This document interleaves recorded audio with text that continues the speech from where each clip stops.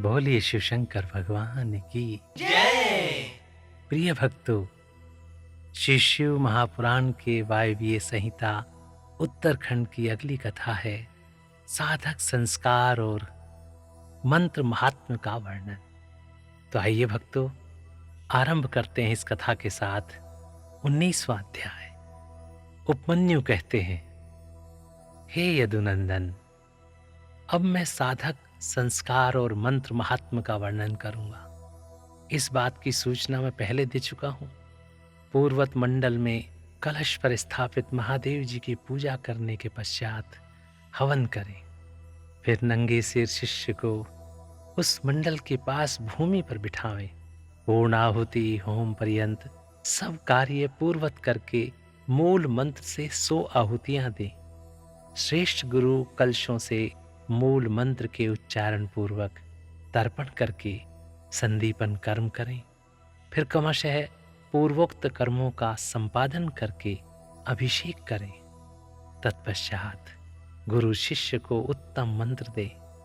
वहां विधोपदेशांत सब कार्य विस्तार पूर्वक संपादित करके पुष्प युक्त जल से शिष्य के हाथ पर शैवी विद्या को समर्पित करें और इस प्रकार कहें, तवै ही कामुष्मि कयो सर्व सिद्धि फल प्रदः भवत्वेश महामंत्र प्रसादात् परमेष्ठिना।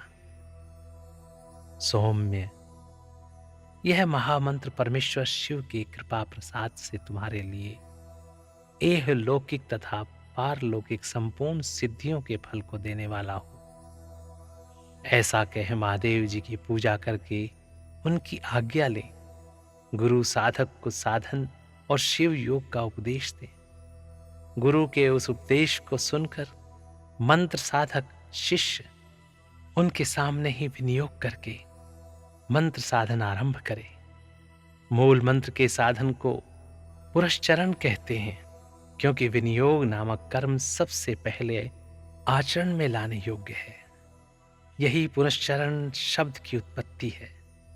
मुमुक्षु के लिए मंत्र साधन अत्यंत कर्तव्य है, क्योंकि किया हुआ मंत्र साधन इहलोक और परलोक में साधक के लिए कल्याणदायक होता है। शुभ दिन और शुभ देश में निर्दोष समय में दांत और नख साफ करके अच्छी तरह स्नान करें और पूर्वाहन कालिक कृत्य पूर्ण करके यथा प्राप्त गंध, पुष्पमाला तथा आभूषणों से अलंकृत हों। सिर पर पगड़ी रख, दुपट्टा ओढ़, पूर्णतः श्वेत वस्त्र धारण कर देवालय में, घर में या किसी और पवित्र तथा मनोहर देश में पहले से अभ्यास में लाए गए सुखासन से बैठकर शिव शास्त्रोक्त पद्धति के अनुसार अपने शरीर को शिव रूप बनाए। फिर देव देवेश्वर नकुलीश्वर शिव का पूजन करके उन्हें खीर का नैवेद्य अर्पित करें। क्रमशः उनकी पूजा पूरी करके उन प्रभु को प्रणाम करें और उनके मुख से आज्ञा पाकर 1 करोड़, आधा करोड़ अथवा चौथाई करोड़ शिव मंत्र का जप करें, अथवा 20 लाख या 10 लाख जप करें। उसके बाद से सदा खीर एवं क्षार नमक रहित अन्य पदार्थ का दिन रात में केवल 1 बार भोजन करें। अहिंसा, क्षमा, शम, मनोनिग्रह, दम, इंद्रिय संयम का पालन करता रहे। खीर न मिले तो फल, मूल आदि का भोजन करें। भगवान शिव ने निम्नांकित भोज्य पदार्थों का विधान किया है, जो उत्तरोत्तर श्रेष्ठ है। पहले तो चरु भक्षण करने योग्य है, उसके बाद सत्तू के कण, जौ के आटे का हलवा, साग, दूध, दही, घी, मूल, फल और जल, ये आहार के लिए विहित है। इन भक्ष्य भोज्य आदि पदार्थों को मूल मंत्र से अभिमंत्रित करके प्रतिदिन मौन भाव से भोजन करें। इस साधन में विशेष रूप से ऐसा करने का विधान है। व्रती को चाहिए कि 108 मंत्र से अभिमंत्रित किए हुए पवित्र जल से स्नान करें, अथवा नदी नद के जल को यथाशक्ति मंत्र जप के द्वारा अभिमंत्रित करके अपने शरीर का प्रोक्षण कर ले, प्रतिदिन तर्पण करे और शिवाग्नि में आहुति दे। हवनीय पदार्थ 7, 5 या 3 द्रव्यों के मिश्रण से तैयार करे अथवा केवल घृत से ही आहुति दे। जो शिव भक्त साधक इस प्रकार भक्ति भाव से शिव की साधना या आराधना करता है, उसके लिए इहलोक और परलोक में कुछ भी दुर्लभ नहीं है। अथवा प्रतिदिन बिना भोजन किए ही एकाग्रचित हो 1 सहस्त्र मंत्र का जप किया करे।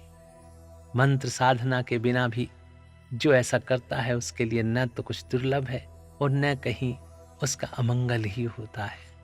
वह इस लोक में विद्या, लक्ष्मी तथा सुख पाकर अंत में मोक्ष प्राप्त कर लेता है। साधन विनियोग तथा नित्य नैमित्तिक कर्म में क्रमशः जल से, मंत्र से और भस्म से भी स्नान करके पवित्र शिखा बांधकर, यज्ञोपवीत धारण कर, कुश की पवित्री हाथ में ले, ललाट में त्रिपुंड लगाकर रुद्राक्ष की माला लिए पंचाक्षर मंत्र का जप करना चाहिए।